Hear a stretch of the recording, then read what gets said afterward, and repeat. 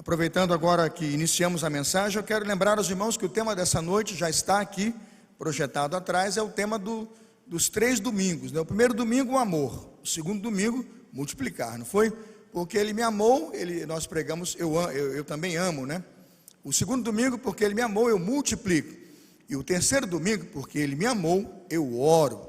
No domingo que vem nós vamos repartir, mas hoje, terceiro domingo, porque ele me amou, eu oro. Vou pedir o pessoal que está em casa aí, para colocar na linha do tempo aí, no chat, não é, na linha do tempo, nos comentários do Facebook, coloca o tema da mensagem, para nós fixarmos o tema. Vamos ver quem vai ser o primeiro a colocar o tema da mensagem. Porque ele me amou, vírgula, oro.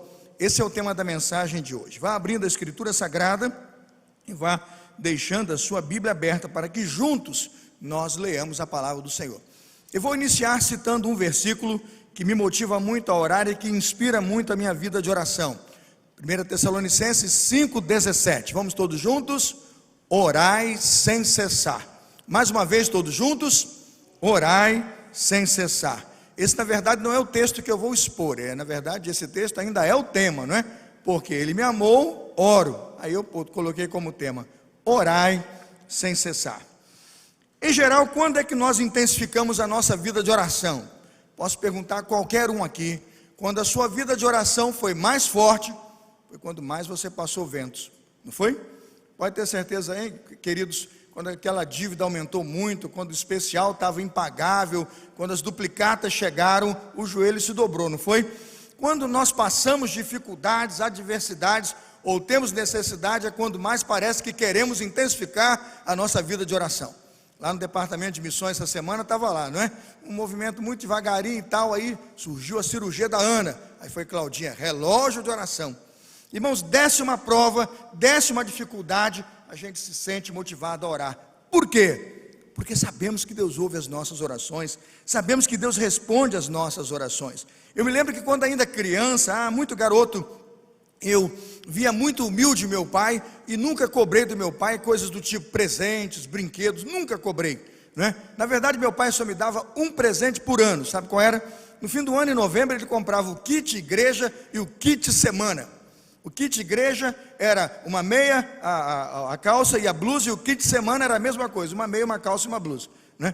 E o restante a mamãe fazia lá em casa na máquina, com panos que ganhava, doações, ou então nós preenchíamos a semana com as doações dos irmãos. O que ficava ruim na casa dos irmãos, mandava lá para casa, mamãe reformava e nós usávamos durante a semana. Eu me lembro bem quando chegava novembro, então, era muito engraçado, né?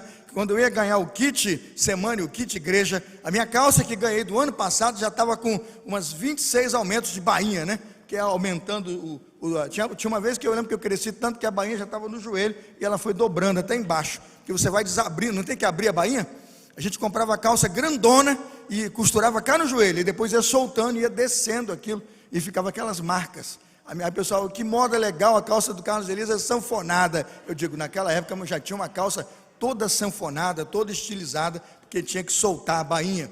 E me alegrava, irmão Heraldo Muniz, né? Era quem nos vendia, papai sorridente, vamos lá no seu Muniz. Heraldo Muniz era a loja da Sulfabril, tem isso ainda? Sulfabril, eu lembro, e quando ganhava a camisa da Sulfabril, eu dava muito, era Sulfabril e acho que era Silze, era uma marca famosíssimo. O Zico jogava com o short da Silze, eu lembro, aquele que tinha abertura do lado e tudo, né? E nós compramos aquilo, achávamos bonito. Irmãos, eu lembro que uma vez eu desejei não ganhar roupa, eu não queria ganhar roupa no Natal. Falei, não quero, Senhor, eu sou um garoto, uma criança. Aí fui para o meu quarto, me ajoelhei e protestei com Deus. Imagina um garoto protestando com Deus. Ainda bem que Deus é misericordioso, não mandou um raio na cabeça do menino, né? Me ajoelhei, falei, Senhor, eu vou ganhar calça de novo, o kit igreja, o kit semana. O Senhor, por favor, toca no coração de alguém para me dar um brinquedinho, Jesus. Um bonequinho, um carrinho, para eu me sentir criança, para eu me sentir gente. Aí eu orei com tanta vontade, com tanta compaixão, que meu irmão ficou na porta ouvindo oração, e no Natal ele pegou o salário dele e comprou brinquedo para mim. Aí eu vou dizer, como que Deus não responde oração? Deus responde oração, ainda que seu irmão tenha ouvido oração na porta do quarto, né? Ficou ouvindo, mas eu entendi que foi Deus que colocou ele ali, naquele momento, e meu irmão estava empregado, trabalhando, e me trouxe aquela oferta, aquele presente lindo. Como que eu fiquei feliz ganhando aquele dia? Eu lembro de outro dia, irmãos, que eu e meu irmão, nós começamos a trabalhar muito cedo, muito cedo. Essa foi a minha primeira experiência com oração, essa dos brinquedos. Ganhar brinquedo porque eu orei, né? Foi bênção de Deus. Deus me atendendo, até os luxos, Luciano Diamant, até as vaidades pessoais, Deus me atendeu. Mas eu lembro que eu e meu irmão, uma vez, nós muito jovens, trabalhávamos muito cedo. Eu comecei a trabalhar com 13 anos, meu irmão começou com 14. Então, quando os meus pais iam para a praia de férias, a gente ficava em casa. E era uma briga para ver quem ia para a cozinha fazer comida, porque nós tínhamos que fazer comida, eu e ele, né? Fazer comida para o mais novo lá, o Zé Aurélio. E eu lembro daquele momento em que papai, todo feliz, pegou o carrinho dele, encheu de gasolina, pegou aqueles 1/3 de um salário mínimo que ganhou das férias. O tio Aurecinho emprestou a casa de praia para o papai. E papai, naquele chevetinho, se eu me lembro bem, 78, branco, abria assim, caía a porta, aquele carrinho bem humilde, né? Papai entrou naquele carrinho, vou para a casa de praia do meu irmão que me emprestou.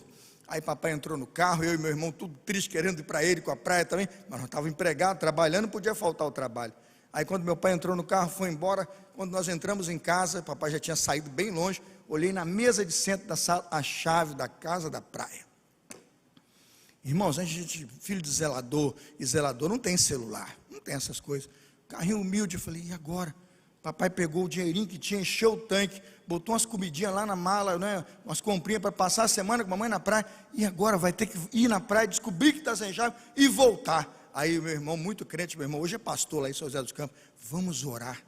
Muito crente, meu irmão, que exemplo, meu irmão. E nós ajoelhamos ali na sala, Senhor, não deixa papai fazer essa viagem sem a chave, não. O Senhor toca no coração dele, que ele procure no bolso, que ele procure no conselho, que ele se incomode, porque essa chave precisa estar na mão dele, e ele se incomode. Nós oramos ali e nos prostramos. Eu fui para o portão, né, meu irmão, cheio de fé, e eu sou meio tomezão, olhando assim, será que deu certo? Será que eles vão vir?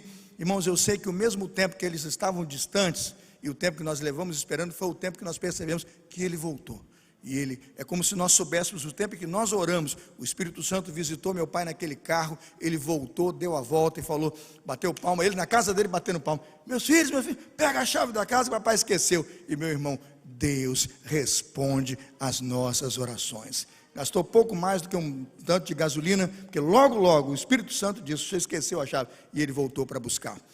Essas duas experiências com oração denotam e demonstram que nós podemos orar. Quando precisamos e quando sentimos necessidade, corremos para os braços do Senhor. Mas agora veja, como é viver uma vida de oração como Jesus nos ensinou. O que de fato significa orar sem cessar? Que sentido há na expressão orar sem cessar? E que sentido há numa vida de oração quando Deus sabe tudo quanto nós precisamos? Hoje queremos olhar para o texto do Sermão do Monte. E olhando para o Sermão do Monte, em Mateus capítulo 6, abra a sua Bíblia, Mateus capítulo 6, a partir do verso 5. Nós queremos encontrar ali no contexto onde Jesus Cristo está discursando ou pregando às multidões e dizendo às multidões que ele não veio para abolir a lei, porque estava entrando a multidão naquele assunto de um tema um tanto quanto legalista sobre observar ou não a lei de Moisés, mas todos com aquele desejo de que a observância das leis de Moisés dessem a eles o direito de serem salvos ou de encontrar uma espécie de salvação em Deus, ou seja, a ideia de que eles seriam capacitados a estar na presença de Deus. Naquele momento em que Jesus Cristo oferece a proposta de que ele iria sim cumprir a lei, mas que cumprir a lei seria fruto de uma relação com Deus e não um processo para se chegar a Deus. Naquele momento, irmãos, começa esse lindo sermão, e ele começa a contar-lhes então e apresentar-lhes então uma proposta de que eles deveriam desenvolver uma vida de oração. A audiência daquele sermão estava cansada da religião falsa, da religião que estava focada no exteriores, nas regras. Oravam com suas roupas bonitas, oravam com repetições inúteis, oravam nas esquinas para aparentar uma fé que todos poderiam elogiar, mas nada entendiam de Deus e nenhuma experiência tinham com o Deus vivo e verdadeiro. A Bíblia diz que os fariseus e escribas procuravam viver uma vida apenas externa, tinham ali mesmo a recompensa de tudo o que faziam. E na verdade Jesus naquele momento começa e deseja ensinar um novo modelo de vida, um novo estilo de vida, e começa a dizer àquelas pessoas o que a oração em si significava, que a oração na verdade era e deveria ser uma vida de adoração a Deus, de submissão a Deus, e uma oportunidade do cristão se moldar, se encontrar com a vontade do Senhor. Quando então pensamos nisso, desafiamos a cada cristão que nos ouve nesta noite a desenvolver uma vida de oração, pois uma vida de oração pode sim ser vivida por todo cristão. Vamos ficar de pé e vamos abrir a palavra de Deus em Mateus capítulo 6, versículos de 5 a 8. Mateus capítulo 6, versículos de 5 a 8, será lida entre nós a palavra do Senhor. Mateus 6, de 5 a 8. Se você já achou, coloque aí no chat, amém. Estou acompanhando aqui os irmãos, vou pedir para os irmãos aí do chat não ficarem conversando não, viu, ovelhas do YouTube? Não fica conversando na hora do sermão não. Só acompanhe o texto, só permita que o nosso irmão aí, monitor do site, esteja publicando e esteja em oração. Não é hora de nós ficarmos aí conversando não, porque tira até a atenção do visitante que está no site. Agora é hora de abrirmos a nossa Bíblia e focarmos o nosso coração para o Senhor. Mateus capítulo 6, versículo 5, diz assim a palavra do Senhor, vamos até o versículo 8. E quando orares, não sejais como os hipócritas, pois se comprazem em orar em pé nas sinagogas e às esquinas das ruas, para serem vistos pelos homens. Em verdade vos digo que já receberam o seu galardão. Mas tu, quando orares, entra no teu aposento, fechando a tua porta, ora teu pai que está em secreto, e teu pai que te vê em secreto te recompensará publicamente.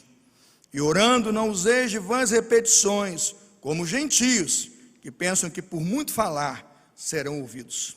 Não vos assemelheis, pois, a eles, porque vosso Pai sabe o que vos é necessário antes de vós lhe pedirdes. Vamos orar? Senhor, testifica a palavra que estamos pregando nessa noite aos corações dos nossos ouvintes presentes aqui no templo e os que estão em casa. Que esta palavra seja para abençoar e edificar na igreja, corpo de Cristo, ó Deus, um despertamento e um avivamento espiritual. Assim oramos em nome de Jesus. Amém. Podem sentar-se. Irmãos, a primeira expectativa que tenho da palavra, porque Ele me amou, eu oro, é porque orar é uma experiência de intimidade com Deus. Não dá para falar de amor, Luciano, sem falar de intimidade. Imagino se você dissesse para sua esposa que você teria, Luciano, uma vida de amor com ela, sem desenvolver o mínimo de intimidade. Ela ia rejeitar esse amor, não é? Imagina, Viviane, pastor Eris, não, eu quero ter uma vida de amor com você, mas intimidade nenhuma. Que Deus, que casamento, que relacionamento resistiria a uma intimidade desse tipo? Nenhum, querido João Batista, nenhum. O que nós olhamos para esse texto aqui e temos como primeiro ensino é que orar é uma experiência única de intimidade, uma experiência única de relacionamento, de ter contato verdadeiro e íntimo com o Senhor. Para nós, nesse texto, orar é uma relação de intimidade a dois. Dê uma olhada em Mateus capítulo 5, versículo 6, a nossa equipe vai projetar de novo na tela. Mas quando você orar, vá para seu quarto, feche a porta e ore a quem? A seu pai. Pensa comigo, as duas pessoas mais importantes do mundo para você, você e Deus, marcando o encontro no seu quarto. Irmãos, não há nada mais precioso do que confiar e crer que no seu quarto ou no secreto lugar onde você está, você pode se encontrar com a pessoa mais importante do mundo para você, que é o seu Deus. Quando penso no poder que isso tem, no poder que esta relação tem, eu louvo a Deus que nos dá o primeiro ensino de oração a procurar um lugar onde podemos ter intimidade com o Senhor. Gosto muito, irmãos, e muito daquele filme Quarto de Guerra, porque aquele filme denota com poder uma pessoa que marca a sua casa, que marca a sua residência, e depois que sai da residência, deixa lá uma marca espiritual para as futuras gerações, de que aquele quarto era um lugar de intimidade com Deus. Quando, na conclusão do filme, descobrimos essa verdade, entendemos que a oração marca a pessoa que ora, mas marca o ambiente em que a oração também é feita. Quem é que não entra numa igreja onde as vigílias de oração acontecem e os encontros de avivamento acontecem e não sente que aqui a atmosfera é diferente? Uma das irmãs, ao dar testemunho aqui na igreja, do motivo pelo qual ela veio para a nossa igreja, para ser membro da igreja, que quando ela entrou ali pelo blindex e que abriu a porta, ela disse que seu corpo se arrepiou e ela disse ao seu esposo: o Senhor está aqui. Quando nós temos uma vida de intimidade, de oração com Deus, entendemos que a ênfase é a dois e é intimidade. É interessante que as palavras secreto denotam não exatamente um local em si, e a ideia é muito mais do que um local, mas a atitude que se tem dentro dele. A ideia de secreto é que você está dedicado àquela relação, voltado e focado naquele ato de intimidade. Não dá para orar do tipo, vou parar um minutinho aqui, digo em nome de Jesus, amém, Belém, Belém, faz bem e vaza. Isso não é oração, isso não é intimidade. Eu comecei a orar aqui hoje com o pastor Birajara, e quando eu vi, eu falei, esse homem é um homem de oração, porque a mente dele foi viajando, e a gente percebe que a gente ora. Eu oro, irmãos. Essa madrugada eu orei madrugadas e horas de oração. Então eu sei o que é o Espírito Santo iluminar uma mente. Eu me identifico com aqueles que vivem o que eu consigo viver. Ele começou a orar e eu disse, esse é um homem de oração, porque a mente foi visitando as necessidades e falando até do que ele não sabia da nossa igreja, mas o Espírito foi lhe concedendo orar assim. O que nós estamos dizendo é que essa ênfase de estar em secreto é na verdade uma postura não de repetição, não de duração, como se duração fosse então a prova de que a oração teve valor, mas de intensidade, de comunhão e de presença de que o Espírito está testificando naquilo que oramos. A ênfase é uma ênfase que brota do interior. Ele diz assim, o teu Pai que te vê em secreto. É como se Deus, e faz mesmo, varresse a nossa alma, Cláudio. Deus olhasse o íntimo do nosso coração. Eu lembro daquela canção, né? Deus sabe, como é que é? Deus sabe, Deus ouve, Deus vê. É uma canção antiga, não sei se vocês vão lembrar. Ela foi gravada, regravada, mas é muito interessante, né? Ela diz assim, você que se sente pequeno, lembra disso?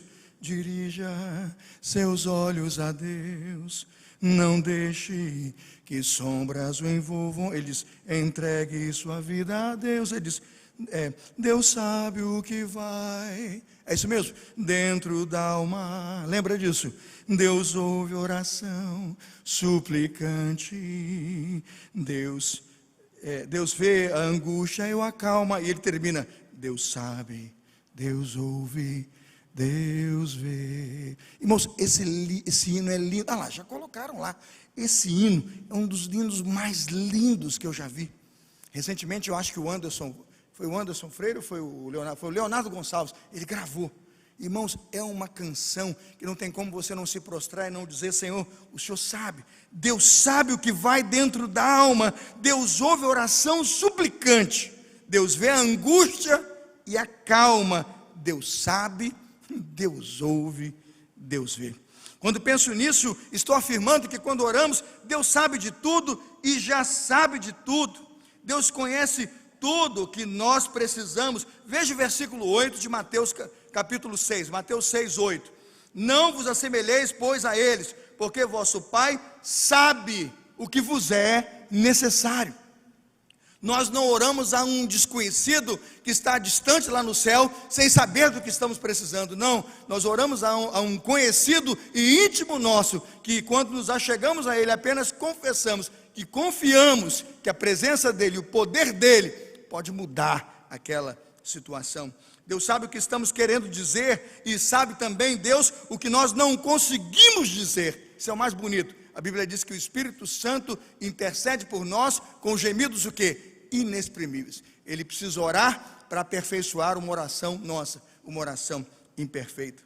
Quando oro, então, entendo que oramos e cremos na oração, que a oração é sim uma experiência única de intimidade com Deus, uma intimidade a dois, e mais, uma intimidade recompensada por Deus. Que recompensa Deus nos dá quando oramos? A Bíblia diz que existe uma promessa direta e absolutamente incondicional de Jesus àquele que ora. Mas a pergunta dos irmãos é, que recompensa é esta?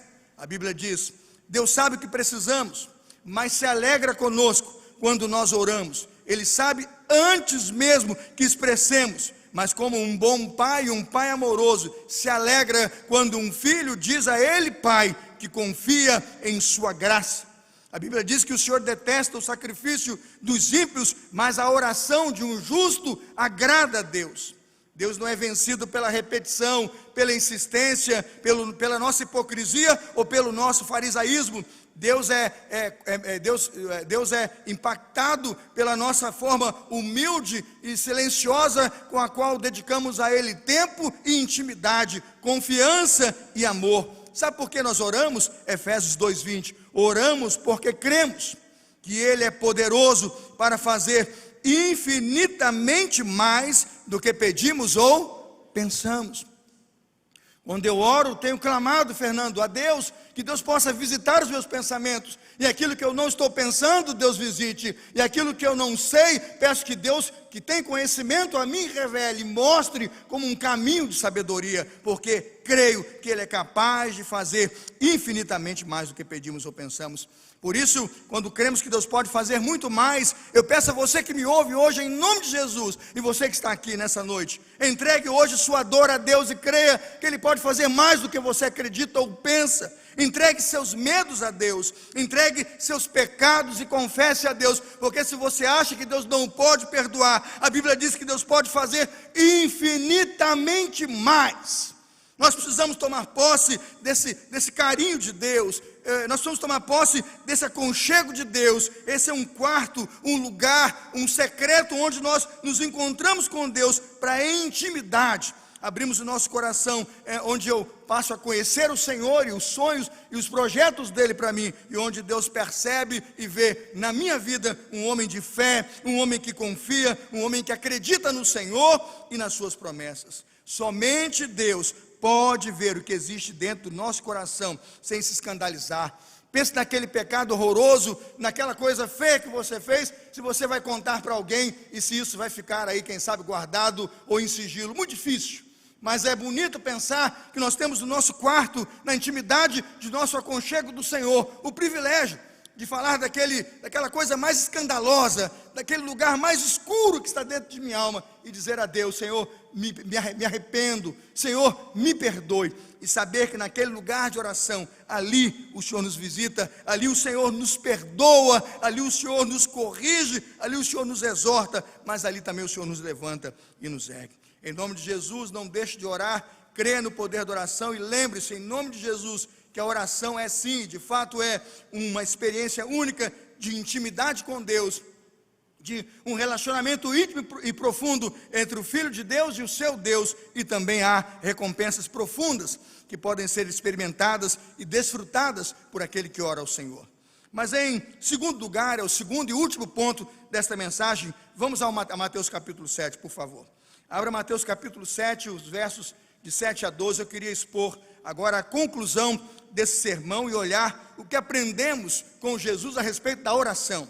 Mateus capítulo 7, é o segundo texto para a exposição desta noite. Mateus 7, de 7 a 11, diz assim: Pedi e dar-se-vos-á, buscai e encontrareis, batei e abrir-se-vos-á. Porque aquele que pede recebe, o que busca encontra, e o que bate se abre. E qual dentre vós é o homem que pedindo pão, o seu filho lhe dará uma pedra, e pedindo peixe lhe dará uma serpente? Se vós, pois, sendo maus, sabeis dar boas coisas aos vossos filhos, quanto mais vosso Pai que está nos céus dará bens aos que lhe pedirem. Verso 12, portanto, tudo o que vós quereis que os homens vos façam, fazei-lo também vós, porque esta é a lei e os profetas. Que Deus nos abençoe pela sua leitura até este momento.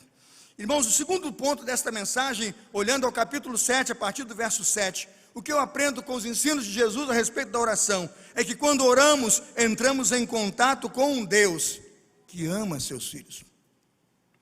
Deus não é um Deus que detesta os seus filhos, não é um Deus como aquela mãe ou aquele pai que joga o seu filho fora. Quando olhamos para a vida de intimidade e oração, aprendemos que Deus é um Deus que ama e ama poderosamente os seus filhos. Orar é uma atitude contínua de busca por Deus. Orar é todos os dias se levantar e crer que da hora que levantamos até a hora que dormimos, estamos orando e confirmando em oração a nossa crença e a nossa confiança no Senhor. É assim que eu creio que podemos traduzir a expressão do apóstolo Paulo, orar sem cessar. Sabe como que eu traduzo a oração do apóstolo Paulo, orar, ou a frase do apóstolo Paulo, orar sem cessar? Eu traduzo assim: pedir, buscar e bater. Pedir e dar-se-vos-á. Buscai, encontrareis. Batei e o quê? Abrir-se-vos-á. Quando eu olho para essas três expressões que denotam a importância de chegar à presença de Deus em oração, pedindo, buscando e batendo, eu entendo que na verdade o que o Senhor Jesus está dizendo é que não é uma gradação, não é passo 1, passo 2, passo 3, não é primeiro, segundo e terceiro. O que nós estamos entendendo é que isto aqui é uma continuidade. Eu fui analisar os verbos, todos os 3 verbos estão de fato no presente contínuo, ou seja, é uma continuidade. É como se nós cantássemos como Davi, no Salmo 62, versículo 8, quando Davi diz assim: confie nele em todos os momentos, ó povo, derrame diante dele o coração, pois ele é nosso refúgio. Veja o que o salmista diz: confie nele em todos os momentos. É o que Paulo diz: orai sem cessar. Quem confia em Deus em todos os momentos, não interrompe em nenhum momento a sua confiança em Deus. A sua vida é coerente com a sua oração que fez no quarto. A sua vida é coerente com a oração que fez na igreja. Ou seja, se a oração que ele faz por 10, 15, 20 minutos de joelho no quarto, com Deus em intimidade, corresponde à vida que ele leva 24 horas por dia, esta é a oração incessante. Essa é a oração da resposta, pois é ali que Deus olha e conhece o valor e a preciosidade daquela intimidade. Ele olha para aquele servo e encontra nele coerência. Imagine você ora e diz: eu acredito que vai chover. Imagina, e você pede para chover, e quando sai de casa você sai, por exemplo, com um short de banho, não é? Uma sandália havaiana e vai para a praia. Ué, mas você não orou para chover? Não tem coerência. É o que o apóstolo está dizendo. Esse não tem uma oração incessante. A oração dele é cessante. Ela começa e termina quando ele diz amém. Porque depois que ele diz amém, nem ele acredita no que ele pediu. E ele não investe uma vírgula para viver aquilo que ele suplicou ou então desejou. A oração que o apóstolo Paulo pede, chamada sem cessar, é declarar ao bondoso Deus que eu vou pedir, eu vou buscar e vou bater. Porque se peço, será dado, se busco, encontro, se bato, a porta abre. Você se considera então uma pessoa que ora durante o dia? Vamos pensar na oração incessante. Quando vemos televisão, navegamos na internet, a nossa oração diz sim ao amém ou não ao amém? Depende do canal, né? Da internet, depende do lugar. Imagina você na dark web comprando uma arma para matar alguém. Que oração? A oração já ficou lá para trás. Imagina você na dark web fechando um negócio de pornografia ou pedofilia. Imagina, você acabou de orar e foi para lá. Não tem como uma oração dessa ser respondida ou gerar impactos na sua vida espiritual, porque a sua oração não dura o quanto ela acontece. Sua fé não é aplicável na sua conduta e na sua vida. Se estamos com raiva, alguém pisa no nosso pé e xingamos um palavrão, ou então no nosso namoro nos comportamos de forma indecente, pedimos uma namorada, Deus me dê uma namorada, eu quero um vaso ungido do Senhor, mas quando vou namorar começa a fazer indecências, imoralidades e propõe os caminhos mais escandalosos. É uma oração cessante, é uma oração sem valor, porque você pede, mas não revela na sua postura que você confia naquilo que pediu e buscou em Deus. Se a sua oração não afeta o seu namoro, se sua oração não afeta a sua televisão, se sua oração não afeta a sua internet, se sua oração não afeta suas negociações do trabalho, sua oração é indecente, sua oração é secular, sua oração é incapaz de produzir aquilo que chamamos de mover espiritual. Oração é intimidade com Deus, mas oração é fidelidade em Deus e confiança nas suas promessas. É o que diz Tiago. Que adianta pedir alguma coisa a Deus duvidando? É como a onda do mar, sublevada, né, pelo vento. Ela vai e volta e diz mais: não pense que tal homem receberá do Senhor coisa alguma.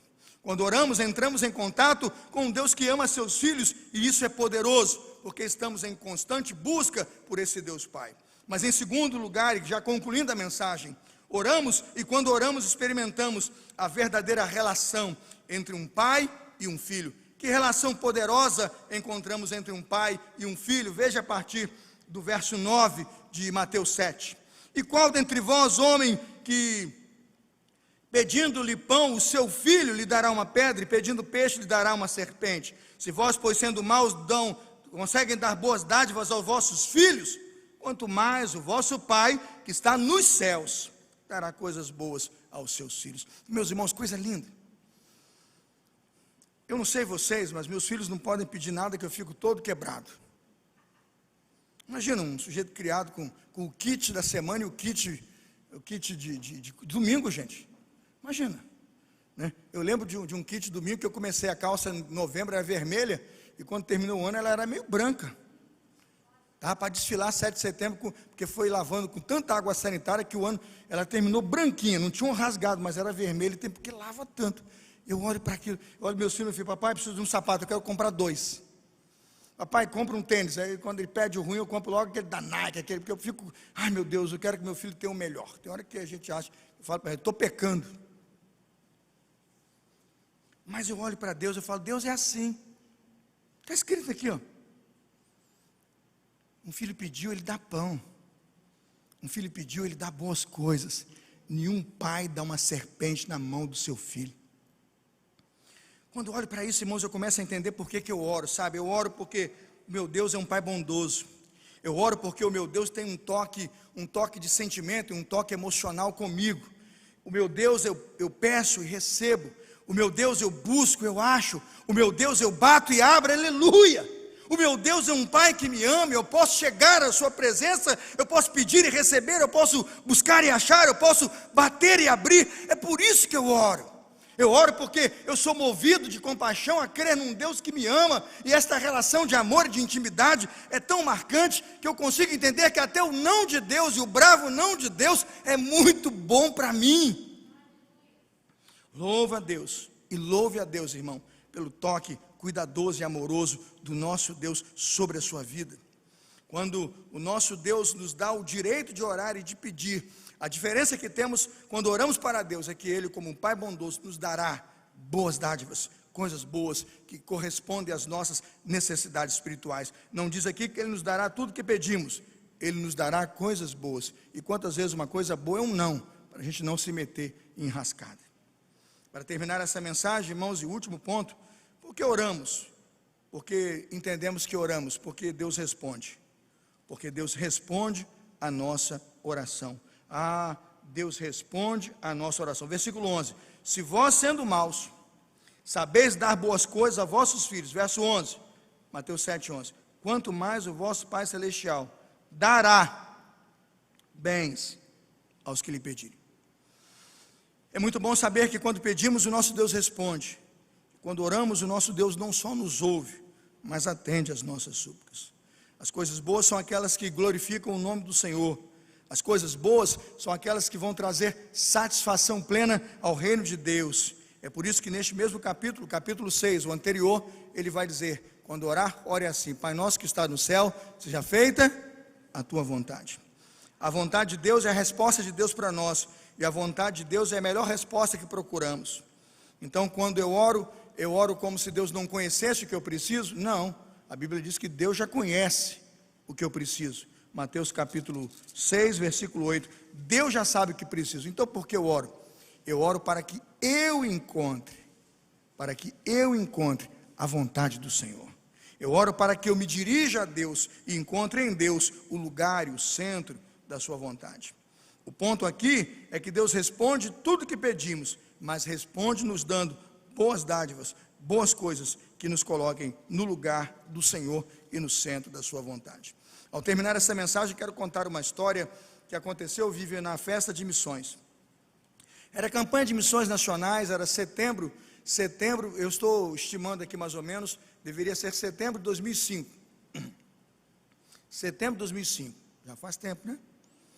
Eu estava no Mato Grosso do Sul pastoreando, eu estou vendo aqui, tem um monte de gente de Mato Grosso do Sul, não sei o que essas ovelhas desgarradas estão fazendo aqui no nosso site, né? Depois o pastor lá vai chamar a minha atenção, mas eu estou vendo aqui, tem gente aqui do Mato Grosso do Sul, aqui no Facebook e aqui também no YouTube. Eu estava lá pastoreando a igreja, já disseram, seja bem-vindo aqui, né?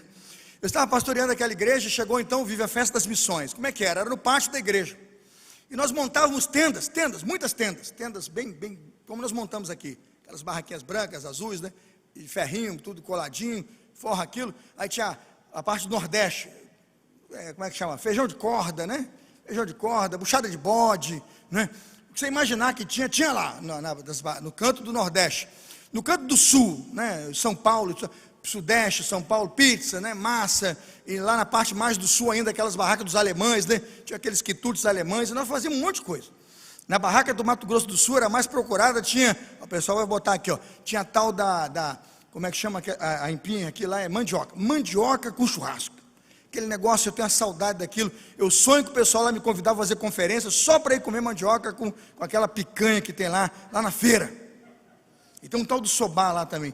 Quando a gente fazia aquele sobá, aquela mandioca com picanha lá e soltava aquela carne gostosa, irmãos, eu sei que o bairro todo vinha. Então como é que era a ideia, Vivian? O irmão deu oferta de missões para a gente transforma essa oferta em produtos, multiplica numa pizza e a pizza dobra e vende para missões. E tinha detalhe que tinha leilão. Fazia leilão de fatia de pizza, fazia leilão de bola de pãozinho de queijo. Imagina você vender um pãozinho de queijo por R$100 e vendia. E o pessoal pagava e bota dinheiro para missões. Levantamos uma oferta enorme. Os vizinhos viam tudo. Chegou, vive o dia de fazer a campanha. Compramos pizza, macarrão, massa e tudo. Tinha o pessoal do Nordeste, as barracas estavam tudo pronto. Eu e a Angélica compramos um chapéu, eu comprei uma bota de couro, roupa do Brasil. Nós íamos tudo para fazer aquela grande festa. Deu 4 horas da tarde, estava lá na igreja, irmãos, e o tempo fechou, ficou tudo escuro.